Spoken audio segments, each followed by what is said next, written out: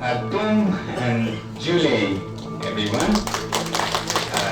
I bring you warm greetings from a very cold place, and I thank you for all the warmth in every way that you have created here for us.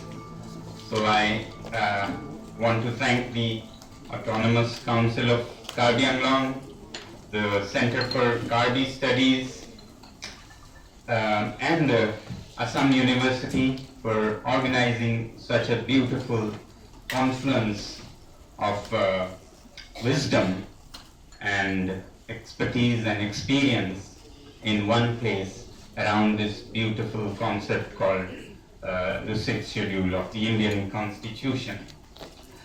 Thank you, the chairman, Shri Surya Rongpar, and Professor Mahinder P. Lama, Professor Samir Kumar Das, Professor Sivasis Biswa, and Professor Wuli Dhanraju, who has been taking great care of all of us here. I want to thank you all, and I want to also introduce my team that we have come from Ladakh to learn from your experiences here so that they can connect to you later during the day and tomorrow. I would like to acknowledge the presence of Shri Tsiring Dorjeji. If you can stand up. Shri Tsiring Dorjeji is the current co-chairperson of the apex body of Leh, which is heading the movement in Leh for the 4-point agendas, which includes 6th schedule for Ladakh as a very important point. And then he was also the chairman of a autonomous council that we have in Ladakh, the Leh Autonomous Hill Development Council, and he was also a cabinet minister in the Jammu and Kashmir government. So it would be very good for him and you all to interact later. I also have with me Jikmet Paljorle. He's a youth leader from Ladakh, and he's the coordinator for the apex body, has been leading various student organizations. And we have with us Mustafa Haji Saab. He's a lawyer and advisor for the apex body of Ladakh and comes from Kargil, therefore brings the experience of Kargil region of Ladakh, which has another autonomous hill council, hill development council we call it. It's not under 6th schedule. So just to introduce our team from Ladakh for you all.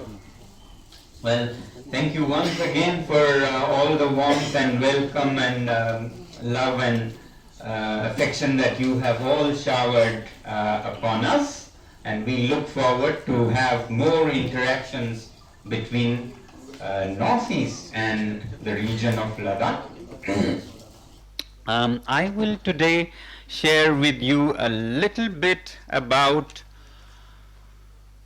my understanding and my take on the relevance of provisions like 6th schedule in our constitution to the 21st century. For those of you who have this provision already, it's refreshed relevance to the 21st century. And for those of us who are into peaceful movements to attain this kind of safeguards, our experience on relevance of ancient or not so new approaches towards people's movements that were shown by father of the nation, Mahatma Gandhi, that we have been adopting in Ladakh. So I'll share a few experiences about that. But as for 6th schedule itself, I have always looked at it as the generosity of the Republic of India and its constitution in not just accepting or tolerating unity in diversity, anekta mein ekta as we call it, but actually actively encouraging and strengthening such diversities. So to adopt these provisions in the new India that emerged were a great example for the whole world that India cares and strengthens its ethnicities in different parts of the nation, and therefore helps them not only survive but thrive. So I feel very few countries in the world have such progressive constitutions, barring few like Australia, New Zealand, Canada. Not many countries have such enlightened provisions in their constitutions. In fact, many countries want to end such diversities and trample on such ethnicities and their ancient cultures and the diversity that they bring. Our own neighbors, Pakistan, had federally administered tribal areas, FATA they are called, but they come under the Frontier Crimes Regulation legal framework. So it's seen as crime regulation rather than something to thrive and flower in the diversity of the nation. Our neighbors again, Bangladesh, has something better, but I think very much taken from the example that India set, though late, after a lot of disputes and discords. The Chittagong Hill Tract got their CTA or Chittagong Hill Tract Accord in 1997, which are almost identical to what the 6th Schedule autonomous councils have. They have a concept of autonomous councils and the protection it will give to their land, forests and rights of the indigenous people. So although lots of disputes still remain there because not much of the accord has been fulfilled, but India stands out as a lighthouse that way for its diverse ethnicities with its 6th Schedule provision. Now its relevance to the world. I, as an environmentalist, got connected with the movement for demand of 6th Schedule in Ladakh, not as much from the political perspective, which is what it is in a big way, to give rights to the indigenous people, or even cultural perspective, which is to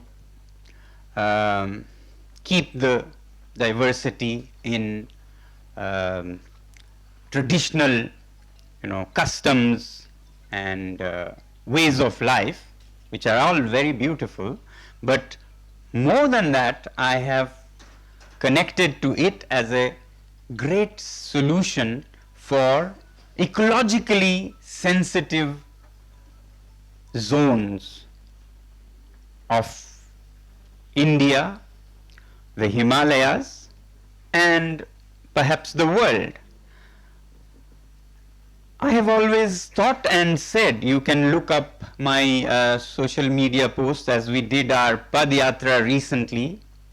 All along the way I was talking about how such provisions of our constitution that helps the indigenous tribal communities to make decisions about their own region, about their own affairs, is the only way you can protect the fragile ecologies in these very sensitive zones like Hindu Kush, Himalayas and Northeast.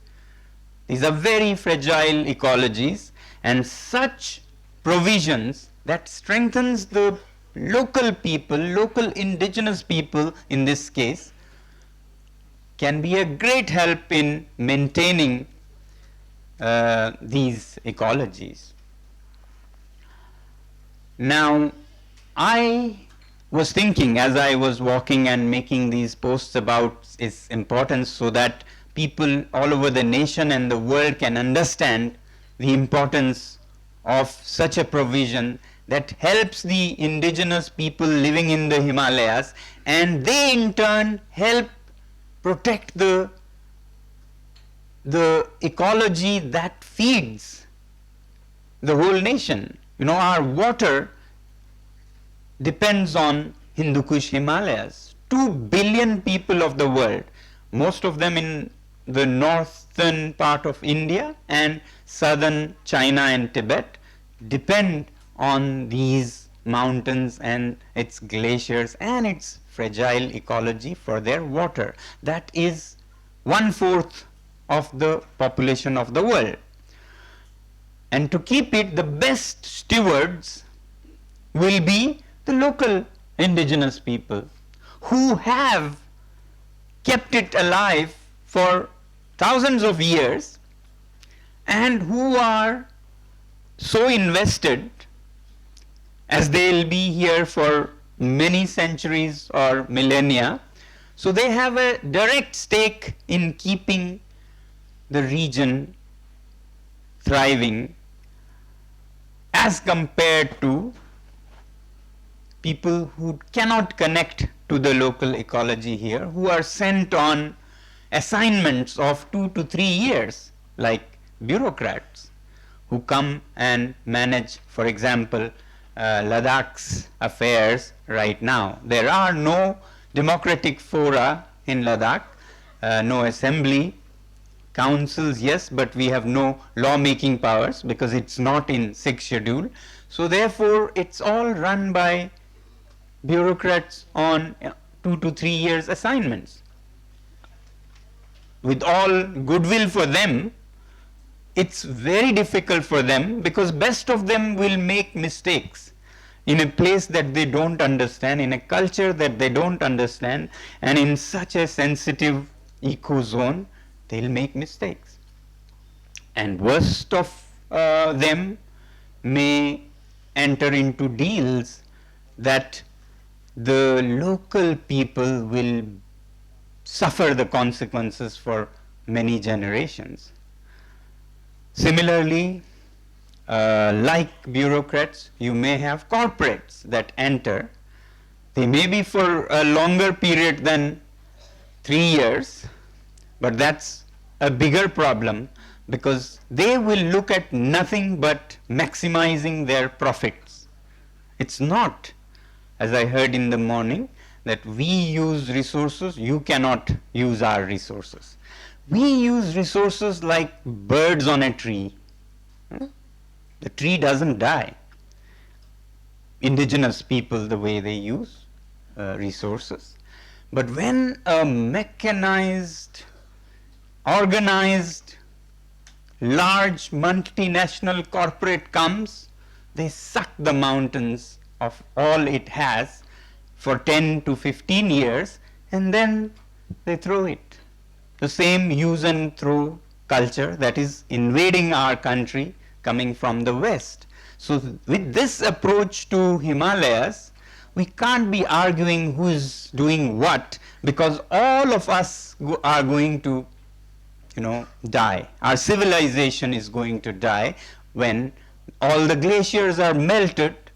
There won't be anything that you will see except in monsoon.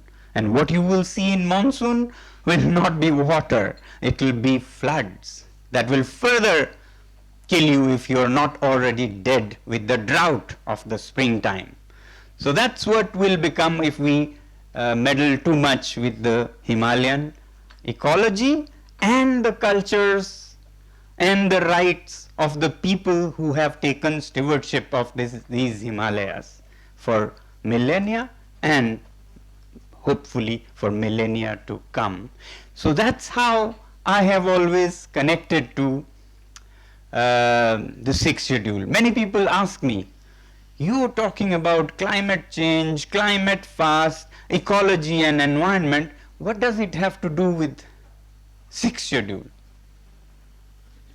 I'm sure our forefathers, when they instituted this provision in the Constitution of India, perhaps didn't think about ecology or climate change. They thought of the rights and the cultures. They were very generous for the times. Because they didn't have the problems that we have today, they didn't think of.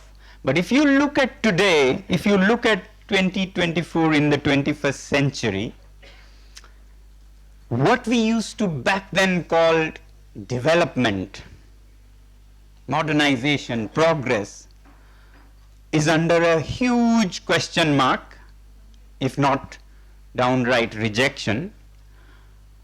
It's facing a kind of midlife crisis because what the West thought that they have found the way is actually ending the whole planet where we are supposed to live. Not exactly the planet will go on, but our life on the planet.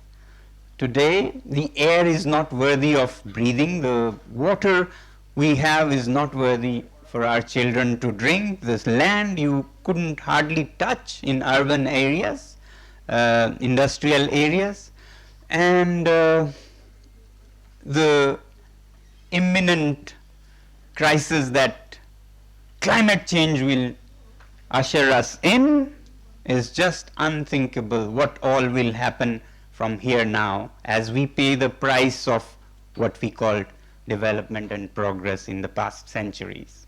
So therefore, today it's a very different world, and yet what our forefathers did 75 years ago, as Karbi Anglong celebrates, and I wanted to congratulate you all for that. What they did back then is a great solution to what we are facing today. While I was thinking of this and was expressing through my writings and speeches, I felt very happy 2 weeks ago to see that the world has acknowledged the same in a huge way, parallelly, nothing that I have contributed to them. Just to quote you here, 2 weeks ago, a very important COP summit ended. This is COP 16, a little different from the COP 29 that will happen. UN Conference of Parties meeting in Colombia on biodiversity. And the beautiful thing that I saw and felt happy and would like to share with you today, the main outcomes, the resolutions of that was what they called a benchmark for the world.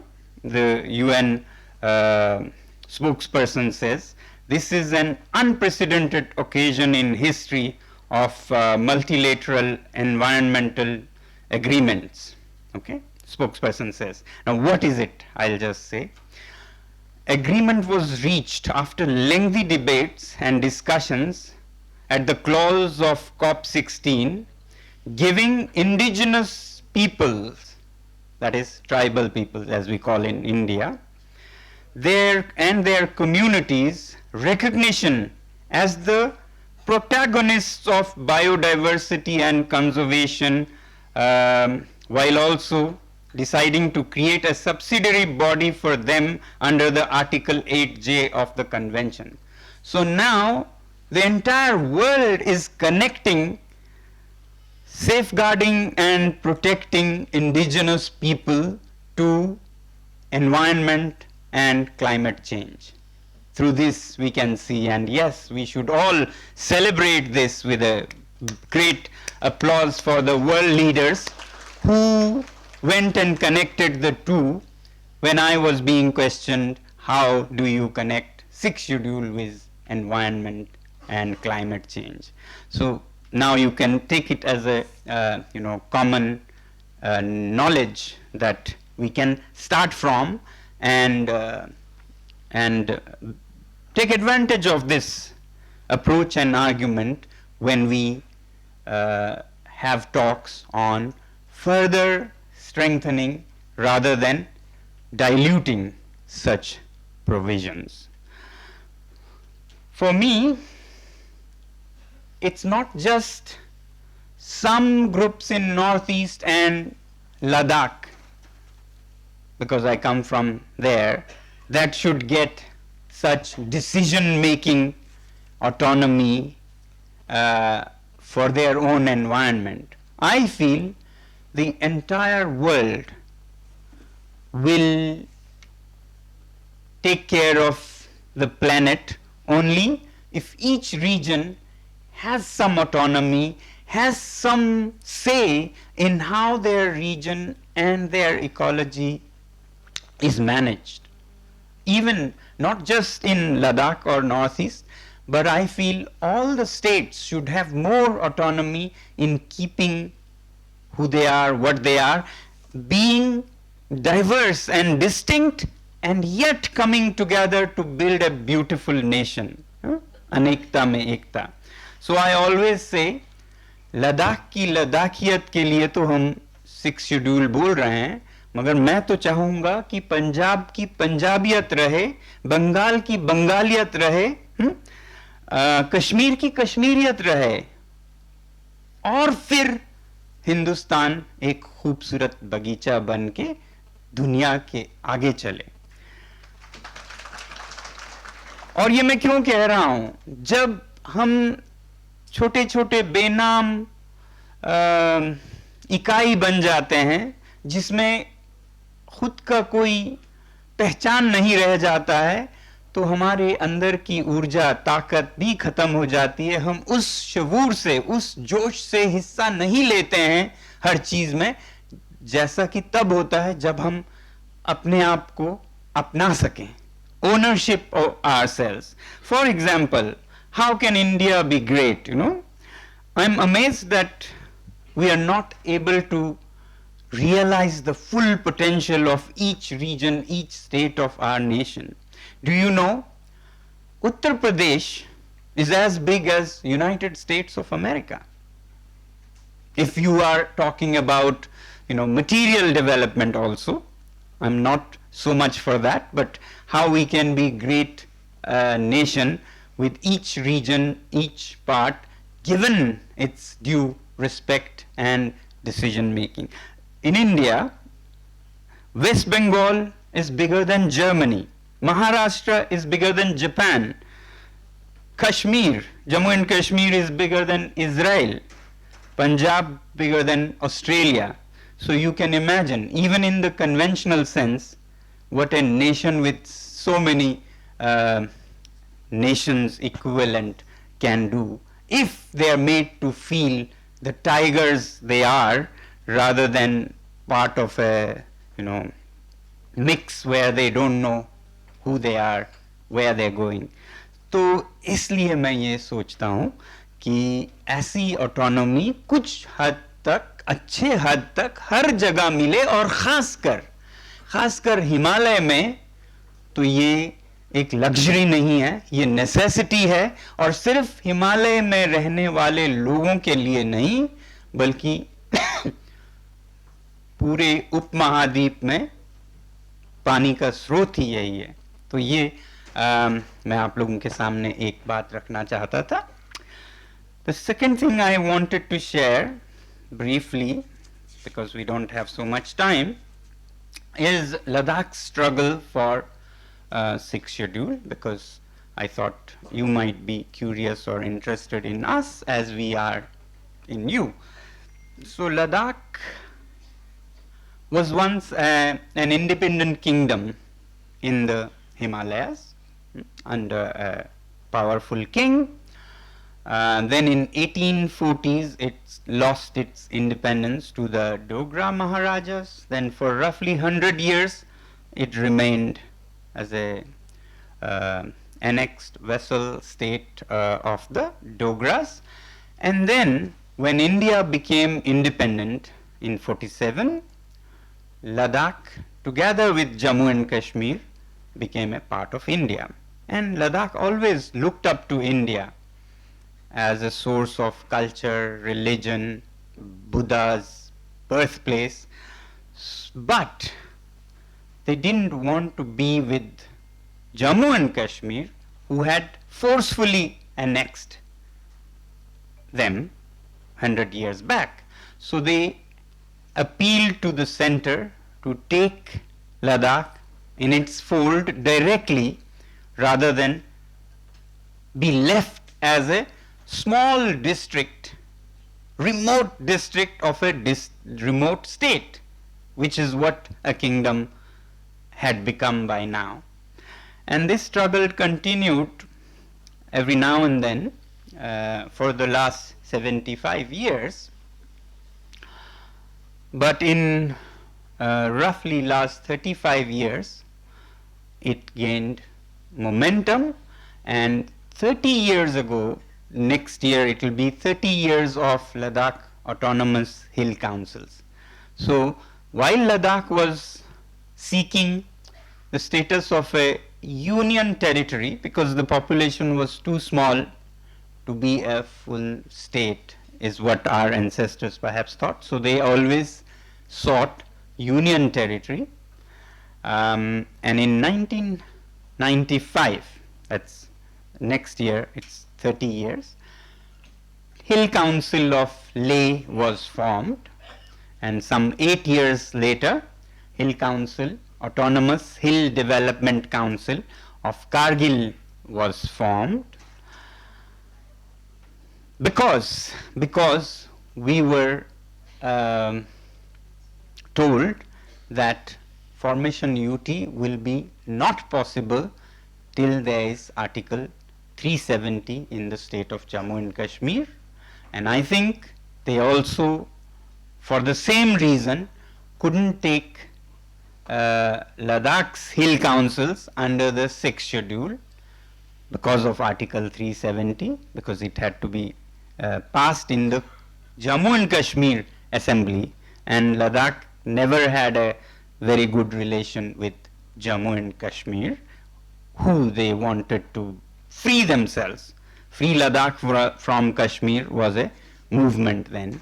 So of course this was not possible. Therefore, it was given Ladakh Autonomous Council Leh and Ladakh Autonomous Hill Development Council, it should be, I beg your pardon, of Kargil. So two of those as a via media, as a middle path. Despite that, leaders of Ladakh took that at the time because very little was possible under the circumstances with J&K. Even this happened during the governor's rule. Otherwise, this could also not have happened if Kashmir elected assembly was in power. So that's how this was done. And meanwhile, leaders continued their demand for UT status with not much result.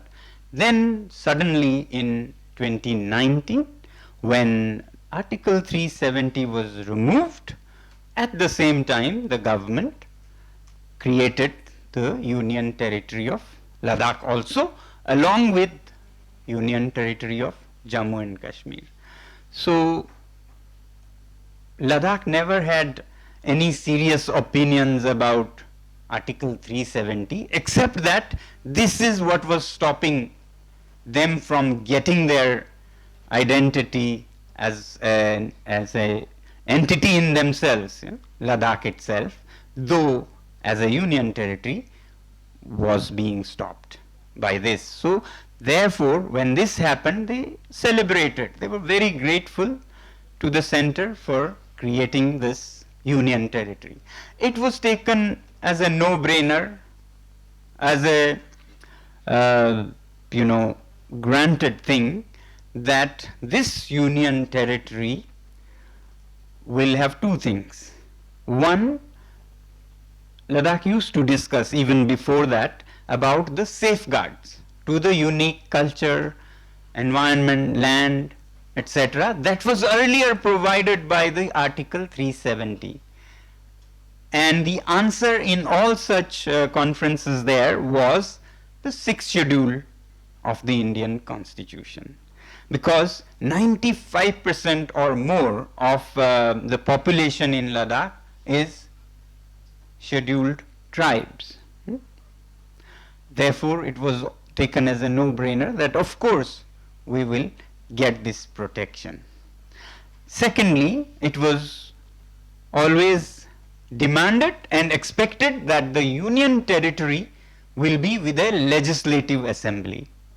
So they were very sad and disappointed to learn that it's a union territory without assembly or legislative assembly, which means there is no forum for democratic participation. Although Ladakh used to elect and send 4 MLAs to the Jammu and Kashmir assembly. So in a way they were disenfranchised on that account.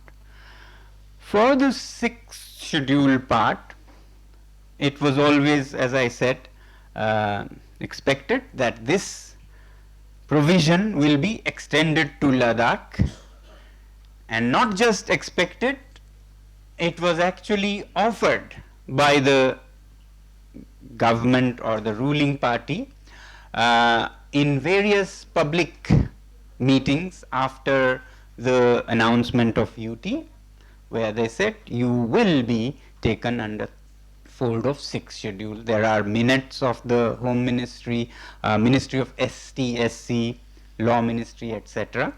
And twice in the 2019 parliamentary elections and the even more prestigious or equally prestigious Hill Council elections of 2020, where the grant of 6th schedule for Ladakh comes as the top agenda of the manifesto, as third point in parliament and the top most point in Hill Council. So people were very assured and therefore thought that what they wanted would be fulfilled, but somehow it's difficult for people to understand why. With the passage of time, in 1 year to 2 years, there was a silence, a deafening silence about the fulfilling of this 6th schedule promise. And therefore, this movement for fulfillment of that promise began in Ladakh. And in that there were various meetings with the Ministry of Home Affairs, some 10 meetings, but most of the time there was a lot of beating around the bush, dilly-dallying, and not much came out of it. So finally we had to launch this movement that you may have heard about, where I also joined the movement, and I told you my first connect with the 6th schedule movement was for environmental reasons, because it's a great solution for 21st century and could be an example for other places also. And in this movement also we tried to take a very peaceful approach as shown by Mahatma Gandhi, not only because it perhaps is the best way, but also, we are such a small community of some 3 lakh people, both Leh and Kargil put together. Of course, it makes sense in every way that we, make the other side realize their own part in making those promises, and therefore fulfilling them, because it was a strong case where they had assured us and promised us. So therefore, personally, I was very interested in just like seeing the relevance of such constitutional provisions to 21st century, like sixth schedule. Similarly, I was interested in seeing the relevance of Mahatma Gandhi's ways to movements in the 21st century. And because this was the only path that a community of 3 lakh people could adopt, not that if we were a huge, large community, we would have taken up arms. I feel that peaceful approach is the most powerful approach. Even if you can do other things, they do not succeed as well as Gandhi's methods succeed. So therefore, I would like to share, especially in the Northeast, where a lot of armed struggles have been seen, Ladakh's experience of, very peaceful satyagraha, as Gandhi showed, satyagraha, which is based on satya, truth, nothing but truth, that Ladakh deserves, it was promised, these are the conditions, and it will only do the nation good, the satya about it, and walking the path of satya ourselves. If we had anything but truth and satya, it would have been impossible for us to, be doing this movement. As you know, how a powerful government can, arm twist if you have anything that could be used. If you are not on the path of satya or truth, then you can see how many of the leaders and movements die because they have something that is a blemish on their own part. So satya and ahimsa, non-violence, this was Gandhi's satyagraha. And tapasya. Tapasya is when you inflict pain, but only on yourself, not on anybody else with a gun or stones or a lathi or whatever, when you inflict pain on yourself. These are the 3 foundations of satyagraha. So we went on that path, and therefore we tried to appeal to the conscience of the government, of the parties that were involved, about how they must fulfill their promises. And for that, as a tapasya, we took upon ourselves to go on anchan, deprive ourselves of food for progressively 1 week, and then roughly 2 weeks, and then roughly 3 weeks, and lastly 4 weeks, which was cut short to 16 days recently.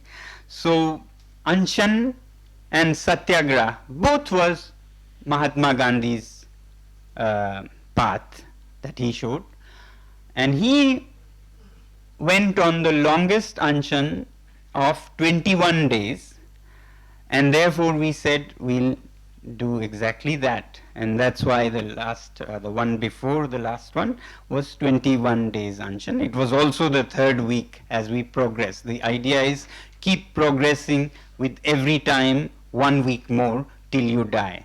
It's not unto death in one anchan, you can't achieve much. But if you can't, then you stop at 1 week, next time 2 weeks, next time 3 weeks, till you die. That's a longer and more powerful way that I thought we could adopt, because between each of them we have time to negotiate and appeal to their conscience further. So this was Ladakh's way of satyagraha. And then too many anshans also can be not so appealing. So last we did was, before this anshan, was a march, a padyatra. And again, like Mahatma Gandhi did his Dandi march under civil disobedience, from Ahmedabad to Dandi, Namak Satyagraha. Similarly, that was of 15 days. We did from Leh to New Delhi, roughly 1,000 kilometers over a month. Roughly 150 people walked all the way to Delhi, and during that, thanks to social media now, we could communicate, educate, sensitize the people of the nation. We didn't make it too international because we wanted it to be internal affair of India. We didn't make any conscious steps to internationalize it, but more to localize it, actually, to make Ladakhi people first of all realize that we have a responsibility to keep Ladakh clean, green, and healthy. Yeah?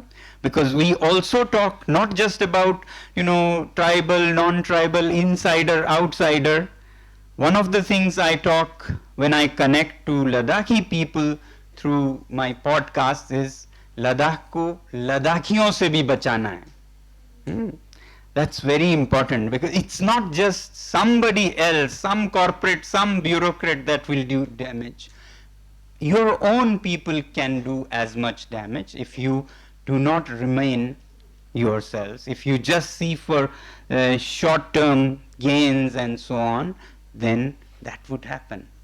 Now that, I don't know how much happens here, but I also think that that could happen because we are trained to become not ourselves through an education system that is alien.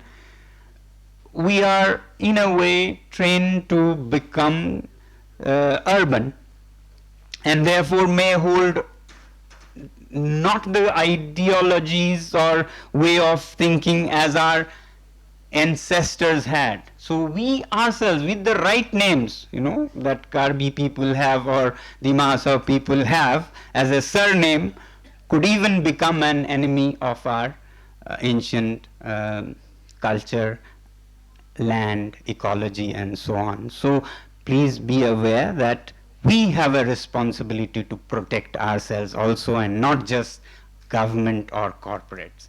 So that's what we try to do, starting with Ladakh and Ladakhis, that Ladakh has to be protected from Ladakhis also. Along the way, we throughout the Himalayas, we started connecting to people in Himachal Pradesh, Uttarakhand,